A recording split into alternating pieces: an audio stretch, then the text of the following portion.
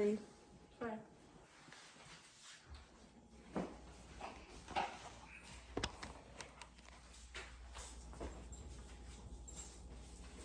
Before I begin my speech, I would like you guys to take a look around the room. Now I would like you guys to close your eyes. And I want you to picture a woman named Katie who has a degree, a steady career, and is happily married to her husband. However, Katie is experiencing complications from an ectopic pregnancy, which is when an egg is fertilized outside the uterus where it cannot survive. After being denied an abortion, Katie is rushed to a hospital and told that her ectopic pregnancy is life-threatening and needs to undergo an emergency surgery that will leave her unable to bear children again. I would like you guys to open your eyes. You have the power as a voter to vote for policies that will protect women like Katie. According to the KFF health tracking polls, about 1 in every 8 voters, which is 12%, say that abortions is the most important issue for their vote in the 2024 election, highlighting how the issue could motivate groups of voters who largely say abortion should be legal in all or most cases.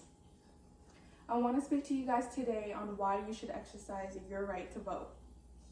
That by the end of my speech, you'll understand your vote is more than just a ballot, that taking a stance on your own political views is contributing a lot compared to those who choose to not participate in that at all.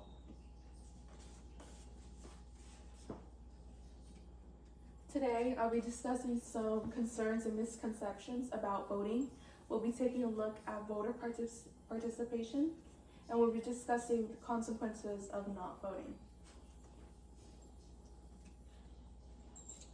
Oftentimes, voters get the idea that your vote doesn't matter, and that's simply not true because every vote counts, and one vote can make all the difference. According to Milton, Massachusetts, in 1800, Thomas Jefferson was elected president by one vote in the House of Representatives after a tie in electoral college. Another misconception voters get is that only presidential elections matter, and that's also not true because general elections that include federal, state, and local officials are just as important. Some other voters are concerned about voter fraud. According to Global Citizen, overall, out of 250 million votes cast in the U.S. over the past 20 years, there were fewer than 150 cases of documented alleged voter fraud tied to voting by mail. Voting fraud, the actual statistic of voting fraud being committed is very low. Now that we have addressed some misconceptions and concerns about voting, we're going to be taking a look at actual voting participation. According to the Worldometer, the population of people over 18 in the U.S. is roughly around 346 million. Yet, you can see on the graph that only 67% of that population participate in voting.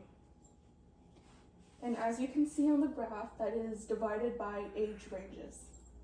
And the age range with the least amount of voter participation is 18 through 24. And that is unfortunate because the younger generation have more access to technology and sources where you can research the candidates and where your vote is going towards.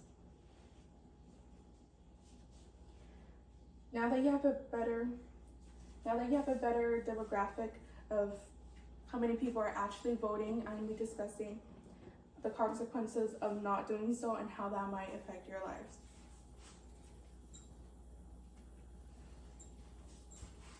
A consequence of not voting is a loss of representation. By not voting, you are actively giving up your voice in important decisions that will influence your life and the life of your loved ones.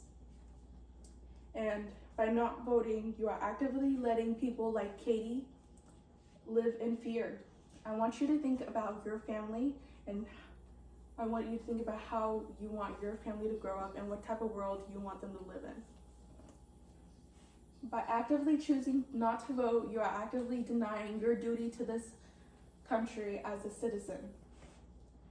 We live in a state of democracy where voting is incredibly important, and by not doing so, you are actively denying yourself that right. Now that you've heard my speech on voting, will you take a call to action?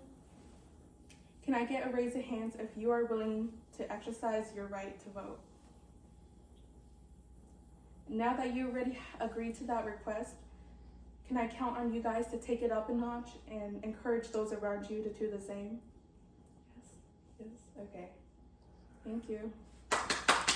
Good job, Junior.